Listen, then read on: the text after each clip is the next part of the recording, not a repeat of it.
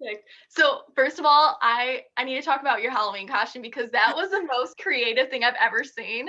So how did the idea come about, and how are you going to top yourself for next year? That's a great question because I don't know. So we tend to do things that are kind of on trend for the year. So the year before was Game of Thrones, and then, well, the year before that I was Chewie from Star Wars because I was just really pregnant, didn't have many options. But so this year Tiger King was obviously a huge deal, right? Well, Jason and I were like, well, we could do Tiger King, which we knew everyone else was going to do. I was like, I know, babe. Instead of being Carol Baskin, I'll be his boyfriend. And he was like basically, you're ridiculous. That's ridiculous. Like, no, that's not going to happen. And so I just went and started ordering all the stuff. And finally it started to trickle in. And I was like, and then Navy can be Carol. It's perfect. And I think sometimes he's just so used to my outlandish ideas and stuff. He's like, whatever, and he's, oh, you bet. Oh, sorry. And it all came in. And so I think we just started to literally, it started to come in piece by piece. And he was like, okay, this is happening. This is what we're doing. And I had a friend film our little video. Initially, it wasn't supposed to be a music video. It was just like, we'll just be funny and do a little something for Instagram. And then we pieced it together as though it was a music video. And I swear I laughed like I laughed for weeks about it, but the whole filming was the hardest thing for me because it was so hard to stay straight faced. I had Jason rolling down the driveway with his boyfriend. It was the funniest thing ever.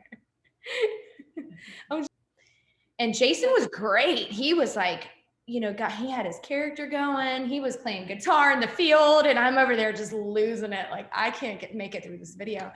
So, and it ended up coming together. And so when we sent it out to some friends before we put it on Instagram, people were losing their mind over it. And then I kept telling Jason, like, we're never going to be able to top this ever. It's just too good. So it was so fun. It was probably actually the highlight of our 2020.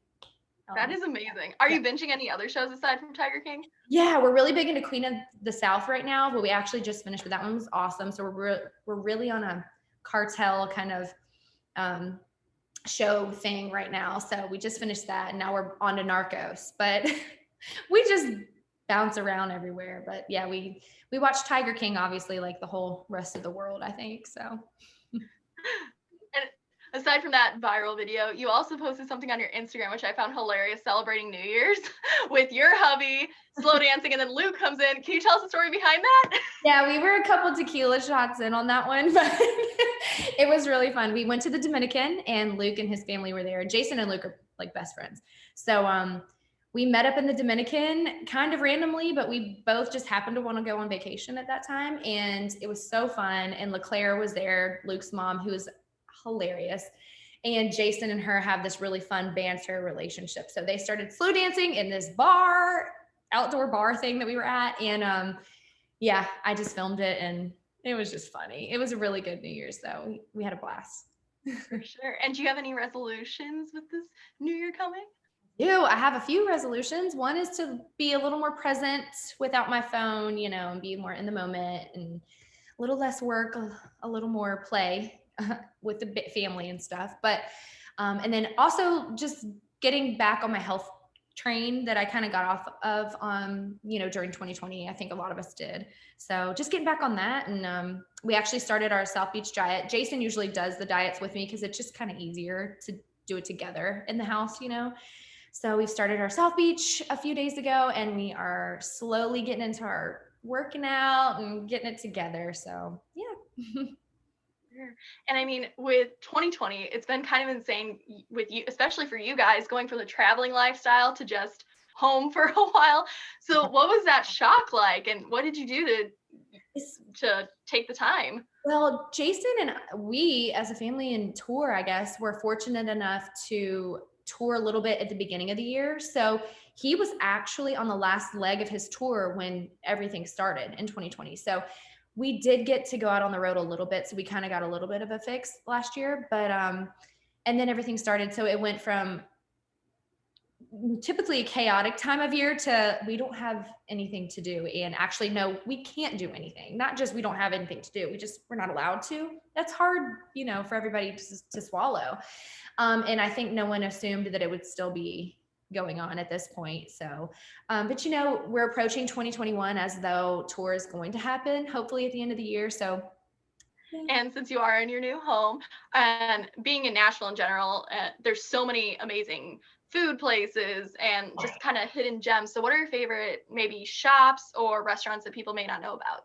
Well, Jason, we always end up going to his restaurants. He's got a bar downtown that we don't go to as much right now just because of COVID and everything. But his restaurant, E3, is amazing. So if we go on a date night, it's usually there.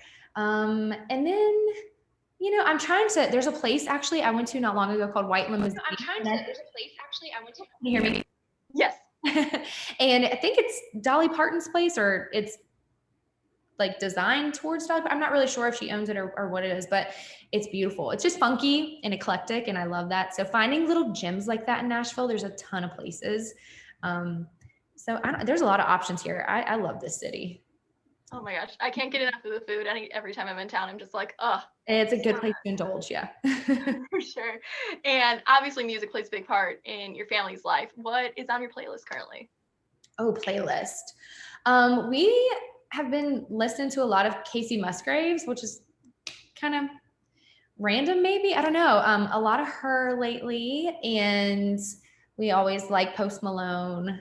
It's kind of all over the place. Like, that's one cool thing about Jason is he's not very like one track minded when it comes to music. I love R&B and hip hop and oldies and country, and he's like a rock, old school country. We're just kind of a melting pot, which kind of makes it fun because we introduce each other to different kinds of music and stuff. And so you never know what's going to be playing in our house. And aside from tour, is there one artist you'd like to see in concert, hopefully this year? Oh gosh. Besides Jason, I don't know. I saw Post Malone a year or two ago. That was amazing. Honestly, at this point, I'll take anybody. Like, let's just anybody.